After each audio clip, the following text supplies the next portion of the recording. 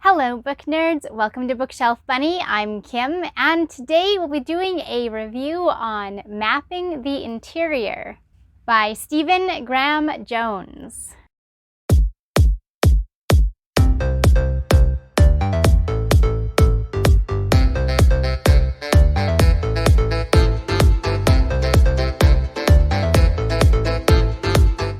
Okay, book nerds, so one of the books that I read this month was Mapping the Interior by Stephen Graham Jones, and I read this as part of the Haunted Corners book club.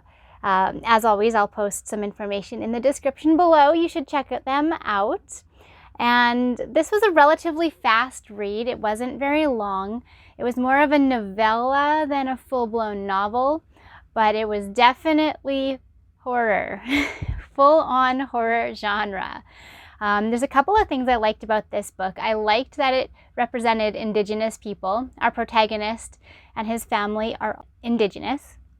And I really enjoyed the sort of twist at the end. So let me backtrack just a little bit. This is a story about a boy and his young brother, and they're being haunted by their father's ghost. But only our protagonist is aware of this. He has seen his father's ghost while he sleepwalks. And so he sort of investigates and does some digging and searching and pieces together what's going on. And this might be a bit of a spoiler, spoiler alert, but he comes to the conclusion that the ghost of his father is feeding off of his younger brother in order to strengthen its corporeal form and enter the world. So it's sort of a unique take on a ghost story, and I really enjoyed that. I thought that was different. For a large part of the story, I had a hard time deciding if we were getting an unreliable narrator or if this was a true haunting that our protagonist was experiencing. Because for a while it kind of came across as though this was how our protagonist was coping with his grief. But it came pretty clear about halfway through that that was not the case, that it was a full-blown haunting. And that's when it really grabbed my attention.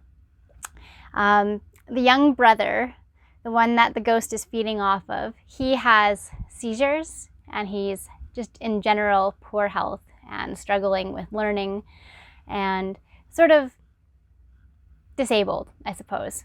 Now, it's unclear as to if his disabilities are a result of his father feeding on him or if it's pre-existing and he's already a weakened son, and that's why the father chose to feed on him and not our protagonist. But regardless, that was fascinating. There was a couple of scenes in this book where you really get a peek into the struggle of the Indigenous culture. You get a peek into how multi-generational trauma has really affected how people are. The ending had a big twist that completely caught me by surprise, and I think that it also speaks to the struggle of Indigenous people because, I mean, obviously I can't tell you the ending. You'll just have to read it for yourself. But if you do read it, I would like to know in the comments if you agree with my assessment on that the ending sort of speaks to the struggle of the Indigenous people. Something happens which causes our protagonist to sort of have a change of heart about the whole ghosts feeding off of people thing. And that's all I'll say. That's all I'll say. So I gave this one a 4 out of 5 stars, and the only reason it didn't get 5 out of 5 is because the writing style is a little bit difficult to follow at times. It definitely helps with building the suspense and the overall story, but if you're not really paying attention, it's easy to get confused.